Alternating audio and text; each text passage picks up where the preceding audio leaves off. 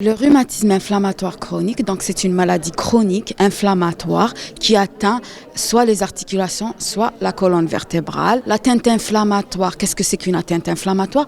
Donc c'est une atteinte qui va donner des douleurs d'horaire inflammatoire, donc des douleurs qui réveillent le patient la nuit, des douleurs qui s'accompagnent d'un dérouillage matinal qu'on appelle aussi le blocage matinal qui est lent. Il existe plusieurs types de rhumatisme inflammatoire, polyarthrite rhumatoïde, les spondyloarthrites, les arthrites touchant les sujets âgés, la pseudopolyarthrite rhizomyélique, l'arthrite juvénile idiopathique qui touche les enfants et aussi les manifestations articulaires de certaines maladies auto-immunes qu'on appelle aussi les connectivites. Donc ça donne des gonflements articulaires, une rougeur, avec une chaleur de l'articulation. Ça se manifeste par des douleurs qui surviennent essentiellement au cours de la deuxième partie de la nuit qui réveille le malade et aussi le matin et qui s'accompagne d'un dérouillage matinal, d'un blocage matinal qui est lent, peuvent être au niveau de la colonne vertébrale, donnant des douleurs et aussi un blocage. On peut avoir aussi au cours des rhumatismes inflammatoires des